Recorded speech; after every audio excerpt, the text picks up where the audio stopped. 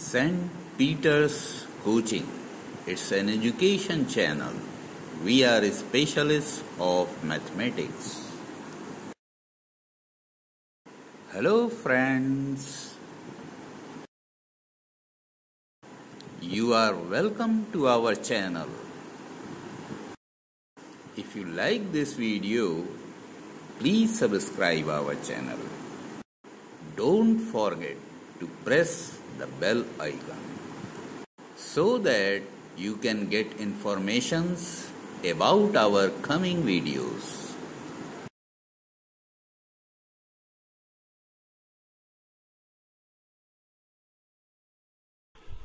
In this video, I will cover NCERT exercise 3.5 question 1 to 3, and the chapter is linear equation. This is exercise 3.5, and in question 1 they have asked which of the following pairs of linear equations has unique solution, no solution, or infinitely many solution. In case there is a unique solution, find it by using cross multiplication method.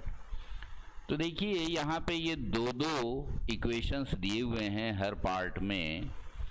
तो इन equations में सबसे पहले हमें check करना है कि ये किस तरह की लाइंस को रिप्रेजेंट कर रहे हैं। अब देखिए लाइनें तीन तरह की होती हैं, या तो एक दूसरे को इंटरसेक्ट करेंगी, या एक दूसरे के पैरेलल होंगी, या एक दूसरे के ऊपर ओवरलैप करेंगी, यानी कोइंसिडेंट। तो यूनिक सॉल्यूशन के केस में a1 upon a2 not equal to b1 upon b2 होता है। तो यूनिक सॉल्यूशन वाला केस जो है वही खाली हमें चूज़ करना है आगे सॉल्व करने के लिए। बाकी दो केसेस में हम आगे सॉल्व नहीं करेंगे। और यहाँ पे जो सॉल्व करना है ये क्रॉस मल्टीप्लिकेशन मेथड से करना है। सो this is first part of question 1 and the equations are x minus 3y minus 3 is equal to 0 and 3x minus 9y minus 2 is equal to 0। हम ऐसे भी सॉल्व कर सकते थे, लेकिन इसको और सिंप्लीफाई करके ऐसे रख लेंगे तो देखने में थोड़ा फिगर्स को आसानी रहती है। वैसे दोनों तरह से सॉल्व हो सकता था। अच्छा, रहा सवाल अब क्रॉस मल्टीप्लिकेशन का। तो क्रॉस मल्टीप्लिकेशन का मेथड के लिए मैंने अलग से वीडियो डाला हुआ है जिसमें टेक्निक हमने दी हुई है।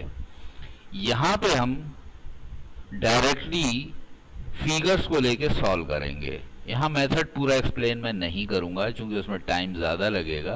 तो अगर मेथड समझना चाहते हैं आप तो वो वीडियो देख लें।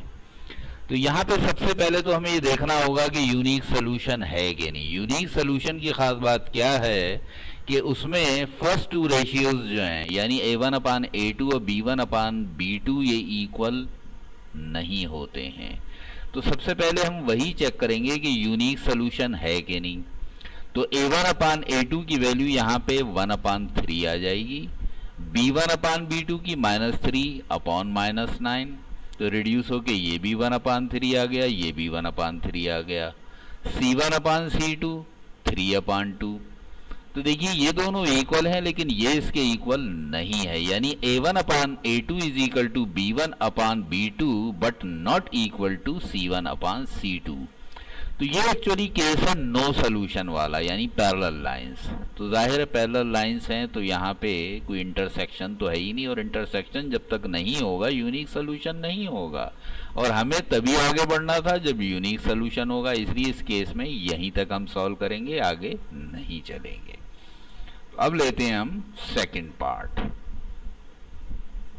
ये देखिए सेकंड पार्ट है 2x plus y is equal to 5 और 3x plus 2y is equal to 8। तो यहाँ पे a1 अपान a2 की वैल्यू 2 अपान 3 आ गई, b1 अपान b2 की 1 अपान 2 आ गई, c1 अपान c2 की 5 अपान 8। तो यहाँ पे देखिए जाहिर है 2 अपान 3 और 1 अपान 2 इक्वल नहीं होते हैं, therefore a1 upon a2 not equal to b1 upon b2।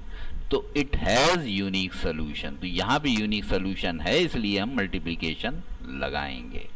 तो क्रॉस मल्टीप्लिकेशन मेथड से यहाँ सॉल्व किया है। तो डायरेक्टली देखिए मैं वैल्यूज उठा के यहाँ पे रख रहा हूँ।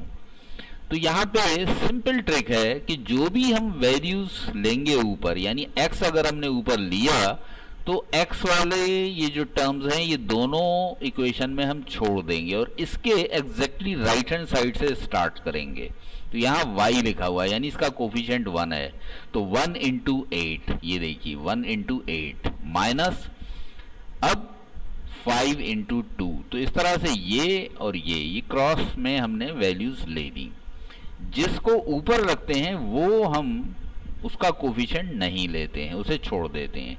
अब हम y लेंगे तो इसको दोनों को छोड़ देंगे, हम थर्ड और फर्स्ट इन वैल्यूज को लेंगे। सो y इज इक्वल टू, अब राइट हैंड साइड में इसके क्या है 5, तो 5 इंटू 3 माइनस 2 इंटू 8, और राइट हैंड साइड में अब देखिए यहाँ पे 5 और 8 है। तो मैंने अभी बताया था कि अगर ये राइट हैंड साइड में हो तो हम यहाँ पे नेगेटिव लेंगे, और अगर ये सारे लेफ्ट साइड में ही होते तो हम इसको पॉजिटिव लेते। तो यहाँ पे -1 अपॉन 2 इंटू 2 माइनस 3 इंटू 1। तो अब हम इनको सिंप्लीफाई पहले कर लेंगे। तो देखिए 8 इंटू 1 8 हो गया, 5 टू द 10 हो गया, 5 3 the 15, 2 8 the 16, 2 two the 4, 3 1 the 3। इसको और सिंप्लीफाई किया, 10 में से 8 सब्ट्रैक्ट हो जाएगा, लेकिन चूंकि 10 बड़ा है इसलिए उसी का साइन आएगा, -2 आ जाएगा, यहाँ पे -1 आ जाएगा, यहाँ 1 आ जाएगा। अब x की वैल्यू निकालने के लिए ये टर्म और ये टर्म यानी ये दोनों रेशियोज ले लेंगे हम। तो x इज इक्वल टू -2, ये -2 ऊपर चला जाएगा, ये अपनी जगह पे रहेंगे, तो -2 इंटू -1 इज इक्वल टू 2, और y इज इक्वल टू, अब ये -1 नीचे जो है ये राइट हैंड साइड में चला जाएगा, तो -1 इंटू -1 अपान 1, माइनस माइनस प्लस हो जाएगा, तो 1 अपान 1 1 हो जाएगा। तो x is equal to 2, y is equal to 1, ये इसकी वैल्यू आ गई। So this is third part of question 1। 3x minus 5y is equal to 20, 6x minus 10y is equal to 40। जैसे अभी ऊपर मैंने बताया था उसी तरह से यहाँ पे भी हम लेंगे। a1 अपान a2 की वैल्यू ली तो 3 अपान 6 यानी 1 अपान 2 रिड्यूस होके आ जाएगी। b1 upon b2 minus 5 upon minus 10, so this is again half. c1 upon c2 20 upon 40, so this is again 1/2। तो यहाँ पे देखिए तीनों ही रेशियो सेम आ गए। तो ये केस है मेनी सोल्यूशन का, यानी कोइंसिडेंट लाइंस एक दूसरे के ऊपर ओवरलैप करेंगी। तो यहाँ पे भी हम आगे सॉल्व नहीं करेंगे क्योंकि हमें सिर्फ यूनिक सोल्यूशन वाला केस लेना है।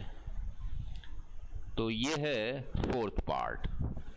तो यहाँ पे फर्स्ट इक्वेशन दिया x minus 3y minus 7 is equal to 0, 3x minus 3y minus 15 is equal to 0। तो a1 अपान a2 यहाँ 1 अपान 3 आएगा, b1 upon b2 minus 3 upon minus 3 यानी 1, c1 upon c2 minus 7 upon minus 15 यानी 7 अपान 15। तो यहाँ पे हम देख रहे हैं कि a1 upon a2 is not equal to b1 upon b2, चूंकि ये 1 अपान 3 है और ये 1 है। So it is a case of unique solution, यानी यहाँ पे आगे हमें सॉल्व करना है। तो x के नीचे जो वैल्यूज आएंगी देखिए ये -3 इंटू -15 माइनस 7 इंटू -3, और y के नीचे जो वैल्यूज आएंगी अब राइट हैंड साइड से इसके चलेंगे, -7 इंटू 3 -1 इंटू -15, और अब यहाँ पे तीनों वैल्यूज ही इंक्लूडिंग कांस्टेंट टर्म चूंकि इज इक्वल टू के लेफ्ट साइड में है, तो यहाँ पे देखिए हमने +1 लिया है, और इसके नीचे जो वैल्यूज ली जाएंगी वो उसी तरह से 1 इंटू -3 -3 इंटू -3। अब इसको सिंप्लीफाई करेंगे, 15 3 दा 45 हो गया, दोनों माइनस के थे प्लस हो जाएंगे, यहाँ भी दोनों माइनस के थे प्लस हो जाएंगे, 7 3 दा 21, लेकिन बाहर भी माइनस है इसलिए -21 आएगा। y -7 इंटू 3 -21 हो जाएगा, यहाँ माइनस प्लस माइनस तो माइनस माइनस प्लस 15 आ जाएगा, -3 और यहाँ पे माइनस माइनस प्लस 9 हो जाएगा। इसको और सिंप्लीफाई करेंगे, तो ये देखिए x अपान 24, 45 में से 21 सब्ट्रैक्ट हो गए, 24 आ गया। y माइनस 21 प्लस 15 तो -6 आ जाएगा, इज इक्वल टू 1/6। अब फिर उसी तरह से x की वैल्यू निकालने के लिए फर्स्ट और थर्ड रेशियो लेंगे। तो x is equal to 24 into 1/6, 6 से 24 को डिवाइड करेंगे 4 आ जाएगा, और y is equal to -6 into 1/6, 6 से 6 कैंसिल हो जाएगा, इज इक्वल टू -1। तो x की वैल्यू 4 आ गई, y की वैल्यू -1 आ गई। So this is first part of question second. तो फर्स्ट इक्वेशन दिया है 2x plus 3y is equal to 7 and second equation is a minus b into x plus a plus b into y is equal to 3a plus b minus 2। तो यहाँ पे भी वही check करेंगे, a1 upon a2, b1 upon b2 और c1 upon c2।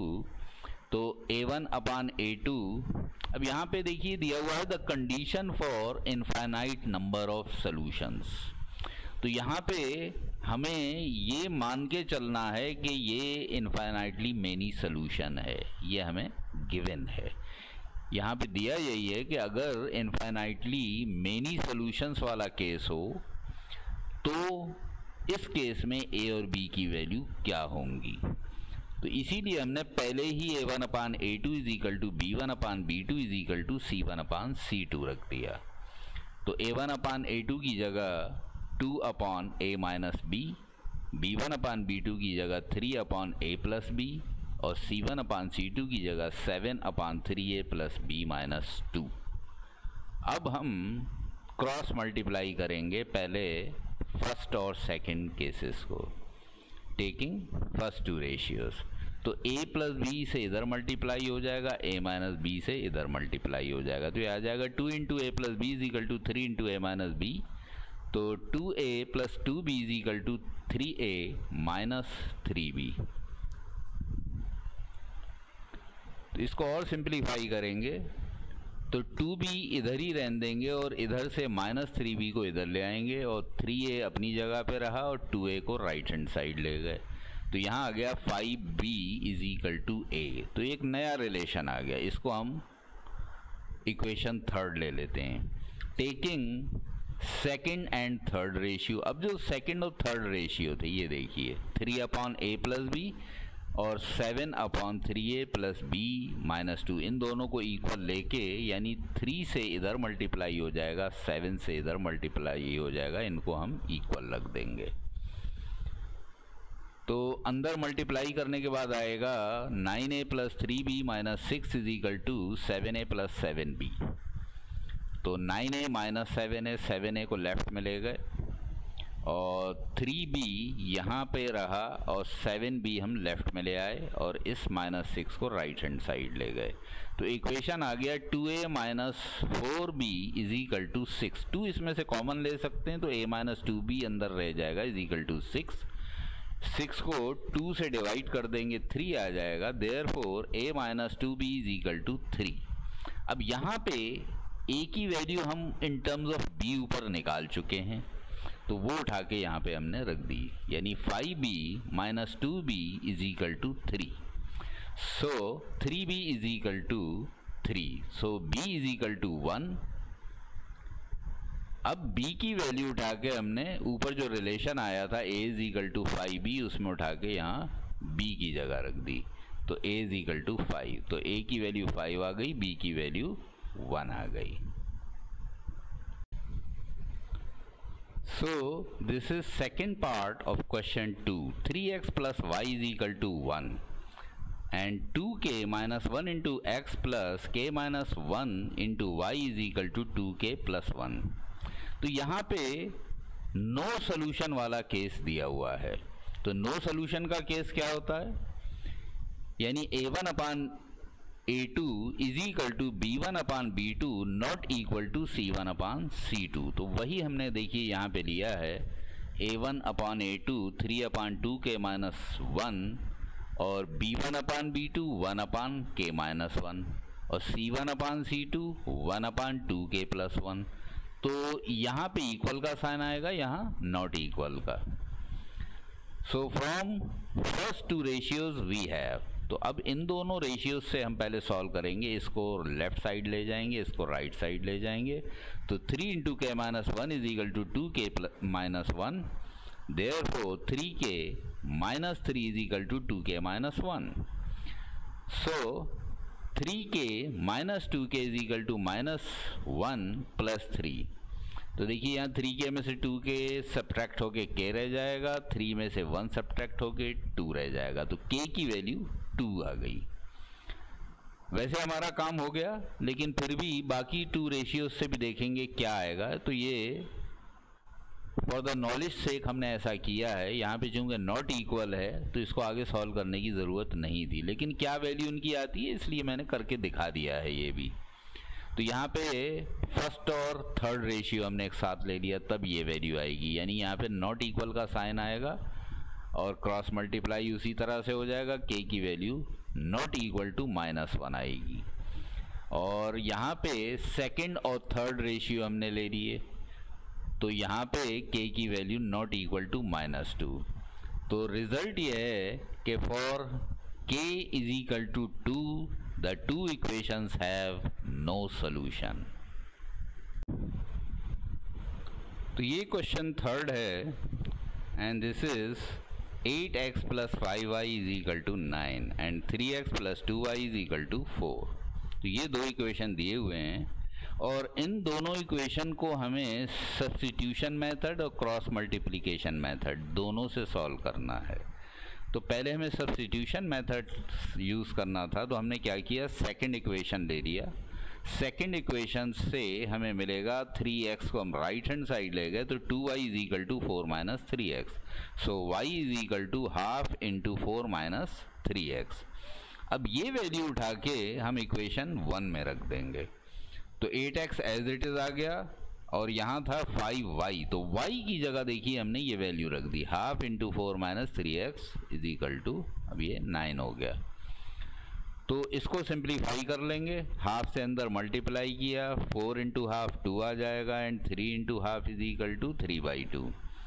इसके बाद 5 से अंदर मल्टीप्लाई करेंगे, 5 2 द 10, 5 3 द 15, तो ये माइनस 15/2 हो गया। अब हमने 8x और माइनस 15x/2 इन दोनों को लेफ्ट में रहने दिया और 10 को राइट हैंड साइड ले जाएंगे तो 9 माइनस 10 हो जाएगा। यहाँ एलसीएम लेके इसको सिंप्लीफाई कर लिया, तो 8 2 द 16, 16 माइनस 15, तो ये x आ गया प्लस का। और इधर माइनस 10 में से 9 सब्ट्रैक्ट हुआ तो माइनस 1 आएगा। तो यहाँ जो नीचे 2 था इसको हम राइट हैंड साइड ले गए, ये ऊपर चला जाएगा तो minus 1 into 2। So x is equal to minus 2. So putting this value of x in equation 3, जो ऊपर हमने इक्वेशन 3 जनरेट किया था उसमें उठा के x की ये वैल्यू यहाँ पे रख दी। तो y की value in terms of x हमने निकाला था, उसको हमने थर्ड इक्वेशन दिया था, तो वहाँ पे x की ये वैल्यू उठा के हमने रिप्लेस कर दी। तो 4 माइनस 3 इंटू माइनस 2, 3 2 द 6 हो जाएगा। सो 4 माइनस 6, अब इस तरह से भी इसको सॉल्व कर सकते थे या हम सीधा हाफ से अंदर मल्टीप्लाई कर दें। तो 4 इंटू हाफ, यहाँ पे 2 ले लिया, ज़्यादा इजी था चूँकि 2 से दोनों कैंसिल हो रहे थे, यहाँ 2 से 2 कैंसिल हो जाएगा, खाली 3 रह जाएगा, लेकिन माइनस माइनस प्लस हो जाएगा, तो 3 + 2 5। So x is equal to minus 2 और y is equal to plus 5। तो ये हमें सब्स्टिट्यूशन से मिला। अब हम क्रॉस मल्टीप्लिकेशन मेथड्स यूज़ करेंगे, तो उसके लिए हमने वही किया, x के नीचे y के कोफिशिएंट और जो कांस्टेंट टर्म है उनका आपस में क्रॉस मल्टीप्लिकेशन किया और y के नीचे हमने कांस्टेंट टर्म और x के कोफिशिएंट्स का आपस में क्रॉस मल्टीप्लिकेशन किया, इज इक्वल टू, चूँकि यहाँ पे जो कांस्टेंट टर्म है राइट हैंड साइड में दिए थे इसलिए यहाँ पे हमने माइनस 1 लिया। So this is equal to x upon 5 plus 5 into 4 minus 9 into 2। तो इसको सिंप्लीफाई करके देखिए, 5 4 द 20 हो गया, 9 2 द 18, यहाँ 9 3 द 27 हो गया, 8 4 द 32। तो 27 माइनस 32 और यहाँ 8 टू द 16, 5 3 द 15 और सिंप्लीफाई किया x by 2 is equal to y upon minus 5 is equal to minus 1 upon 1। तो अब x को सॉल्व करने के लिए फर्स्ट और थर्ड रेशियो ले लेंगे, 2 ऊपर चला जाएगा, 2 इंटू माइनस 1 माइनस 2 हो गया, और y की वैल्यू निकालने के लिए माइनस 5 को इधर ऊपर ले जाएंगे, ये भी माइनस था, माइनस माइनस प्लस होके y इज इक्वल टू 5 आ गया। तो इस तरह से ये क्रॉस मल्टीप्लिकेशन से x is equal to minus 2 और y इज इक्वल टू 5 आया। इसी तरह से ये सब्स्टिट्यूशन में भी आया था, x की वैल्यू माइनस 2, y की value 5। Thanks for visiting my channel. To find details of other videos related to class 10 mathematics, please go to the description column. Thank you.